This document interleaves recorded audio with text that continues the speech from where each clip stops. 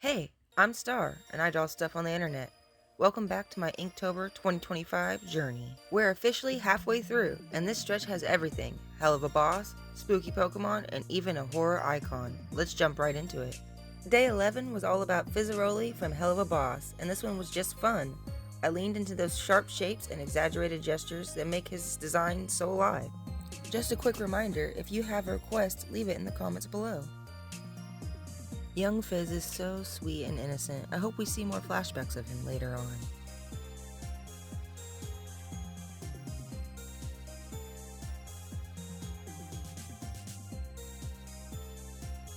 I think I'm getting more confident with my line work. It just feels smoother now and easier. Well, as they say, practice makes perfect.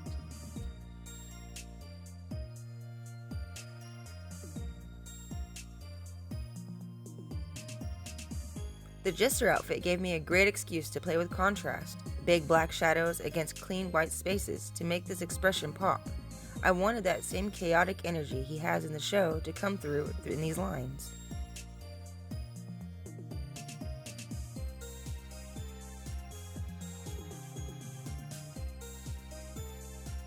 This piece came together smoother than I expected, and honestly, it might be one of my favorites from this week.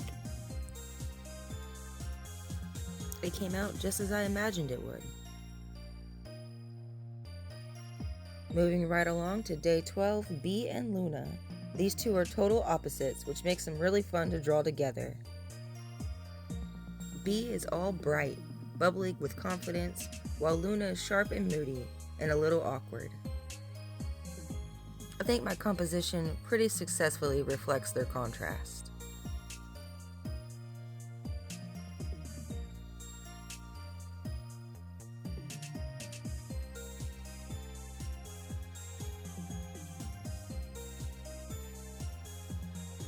I used a lot of heavy black lines and strong angles for Loona, softer edges and open space for Bee. I wanted the drawing to feel like their personalities are bouncing off each other, chaotic and chill at the same time.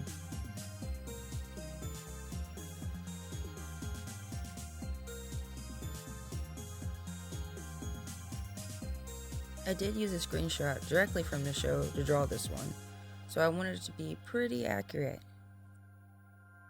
This one took a little longer, but seeing the balance between them on paper was totally worth it. I hope I did them justice.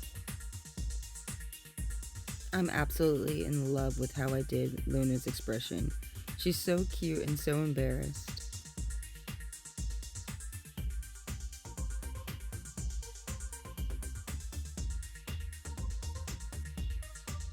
This Inktober, I've been trying to work on my calligraphy. I've never been very good at it in general, and I figured it was something I could work on while I was doing this challenge. Hopefully at this point, there's been some improvement. However, I can't really tell or not. Maybe y'all can just let me know in the comments.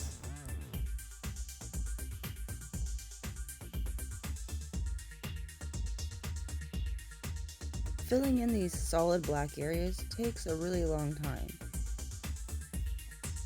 but it's definitely worth it.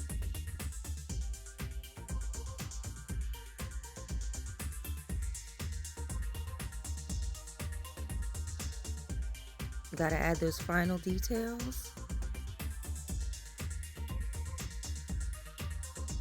Inktober day 12 all done. Day 13 brought us Baxter, one of the new characters from Hazbin Hotel Season 2.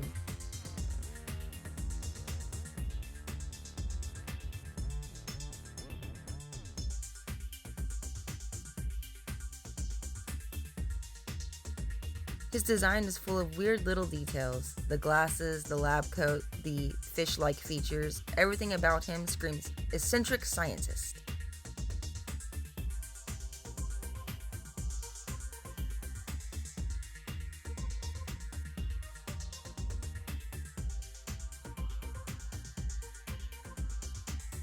I wanted to capture that energy in the ink, mixing precise line work with a messy, sketchy kind of feel.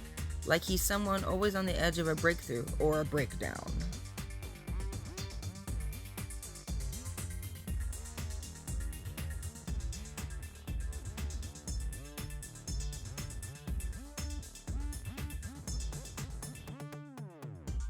Translating him into traditional art was surprisingly fun, and a cool change of pace after two very expressive Helluva Boss pieces.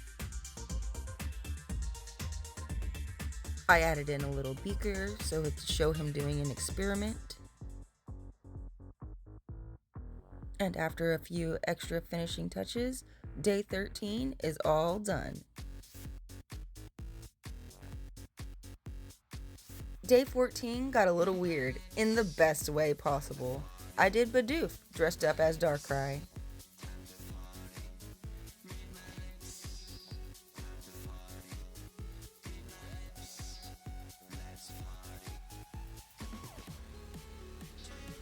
It's spooky, it's adorable, it's everything Inktober should be.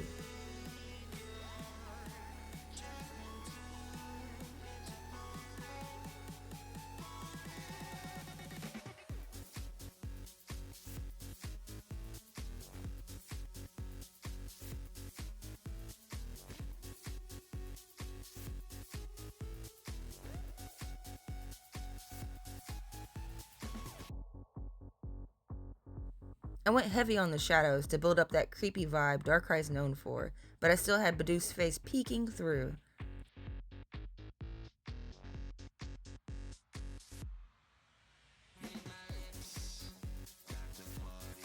It's more wholesome than eerie, but I kind of love it. It's one of those ideas that make me laugh and give me a good excuse to experiment with dramatic lighting.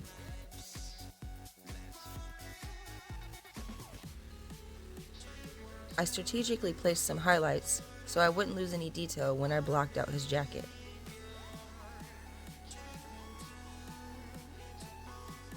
And although it's probably impossible to tell without color, there's supposed to be Pokémon berries in his jack-o'-lantern basket. For any stargazers out there wondering how I clean up my artwork, I use these little rubber erasers. I prefer to use these over a traditional eraser because they don't pull up my line art. All done with day 14. And now finally, day 15, Jason Voorhees.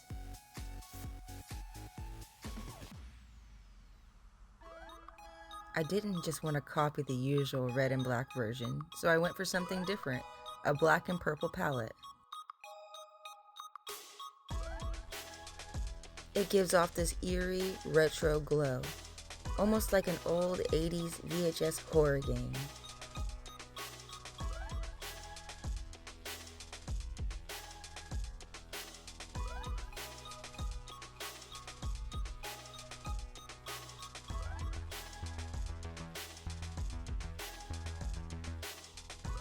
The purple shading makes the mask pop without using any other color, and the dripping letters at the bottom pull it all together. It's got a creepy vibe, but it's still very stylized.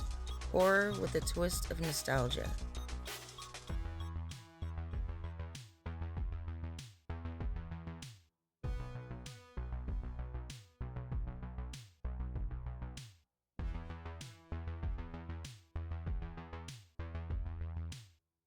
This drawing was a cool way to close off this week. A simple design, strong atmosphere, and definitely one of the most unique tones I've done for Inktober.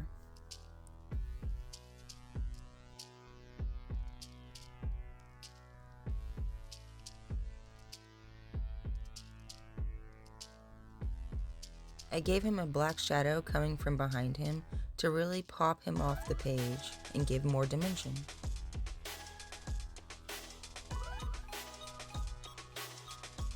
I also made sure to leave plenty of white spots in the lettering to make it look wet and drippy.